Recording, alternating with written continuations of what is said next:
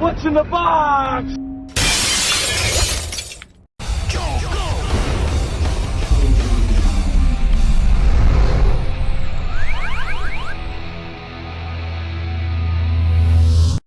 Over 27 years and its several incarnations, the Double Dragon franchise has usually remained a gold standard in the world of fighting video games. And the reason it's done that is because it's so gosh darn simple and fun. You control one of two brothers, they know karate, now go kick some ass. But when the franchise tried to extend its hand into the world of feature film in 1994, it failed to set that gold standard.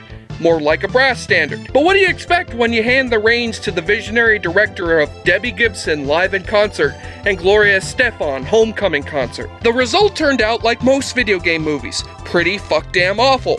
Double Dragon pulls off an almost amazing feat in taking a simple story of two karate brothers being the poop out of people and turning it into some Chinese mystic horse dong about an evil crime lord trying to find the second half of an ancient medallion that'll turn him into demons or vampires or whatever the fuck these are, even though he can already turn into a shadow ghost thing that can possess people, which seems to be more effective than turning into demon vampires if you ask me, and finding out it belongs to two brothers and trying to capture them with the help of the local gangs, except for the Burger King Kids Club here and Andy Dick's a weatherman. I mean, what the fuck? How did they feel compelled to throw all that bullshit into such a simple setup? It's like asking a restaurant for a cheeseburger and instead it gives you the Holocaust. To quote a better movie than this one, how do you fuck that up?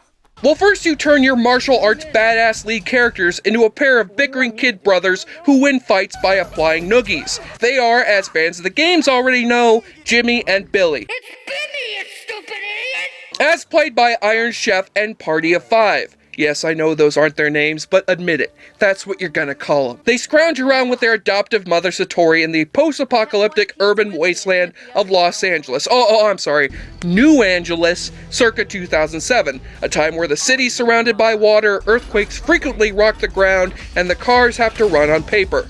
Yep, sounds like they predicted the year 2007 to a T! Oh, and Vanna White and George Hamilton serve as the local anchormen. I presume Pat Sajak is off anchoring at Fox News. Billy and Jimmy survive this hellhole by dodging the numerous gangs who prowl the streets once curfew comes at sundown. There's the Alfalfas, the Afros, the Angus Youngs, the Reservoir Dogs, the Mimes. All the gangs are here to strike terror into the hearts of our heroes. But scarier than the gangs is the evil crime lord controlling the city, Koga Shuko, played by the whitest guy that you can get to play a man named Koga Shuko, Robert Patrick, sporting a high-top fade long after Vanilla Ice thought it was lame, and long before Justin Bieber thought it was a good career choice. He has the head of the Alfalfa gang chase after those three punks who have the other half of the magic medallion, a muscle-bound man named Bo Abobo. Yes, that's his name, and no, it's not a palindrome. I checked. Your incompetence sticks needles in flesh in my honor. When a Bobo fails to get his hands on them, Shuko pumps a Bobo full of submolecular steroids that turn him into an angry wad of chewed bubblegum. So, that's the best you could do, filmmakers? In making a character in this flick look like his video game counterpart?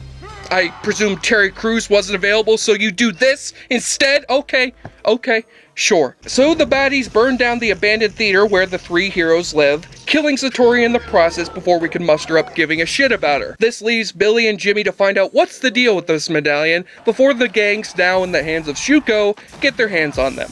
They do so with the help of the one friendly gang in town, the Power Corps, led by Alyssa Milano, who manages to still be unbelievably hot, even with the hair of that horse-faced guy from the Backstreet Boys. As they try to find an answer, they end up just creating more questions, like, why are they retrieving the other half of an ancient medallion with a magnet from a Cracker Jack box? Why is Alyssa Milano pumping a Bobo full of spinach to get him to talk? Why is Shuko's one weakness in his shadow form being sucked through a fan? Can shadows get sucked through fans? Is that a thing? Why would you clearly insert a Double Dragon arcade machine in your movie and not make a joke about it? And how do you instead come up with jokes as bad as this? Huey, Lewis, any news? Get it? Huey? Lewis? News?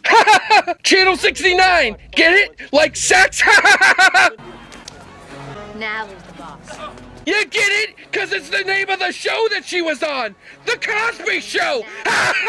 So yeah, Double Dragon's sort of a disastrous mess. You said it. But It is charming in a way. It's a veritable time capsule of the type of shitty kids movie we were raised on in the 90s. Plus, Robert Patrick gives the type of campy performance that always uplifts a piece of crap like this one. I just want total domination of one major American city. Is that too much to ask for? Is it? Is it? Huh? Hey, why are you hitting yourself? Hey, don't hit yourself. Come on, quit it. But at the end of the day, it's still a piece of crap that captures none of the charm of its source material, confuses you most of the way through, and gives you no sense of satisfaction when it all comes to an end. So my advice is, if you enter the dojo of Double Dragon, proceed at your own risk. And if you do, grab a couple of beers while you're at it and pull off some combo drinking moves as you play our little drinking game. Take a shot or drink every time. They showcase some amazing 90s digital effects that totally won't date this movie in any way. The heroes of our movie scream in unison.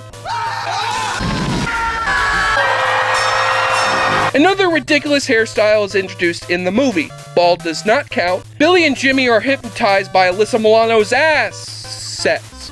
And you can take a double shot when the filmmakers get at least one detail right from the games. It's a rare occurrence in this flick, so drink heartily. And on the front of our nudity watch, I am most disappointed that though this movie makes us well aware Alyssa Milano has an ass and boobs, we never see her ass or boobs.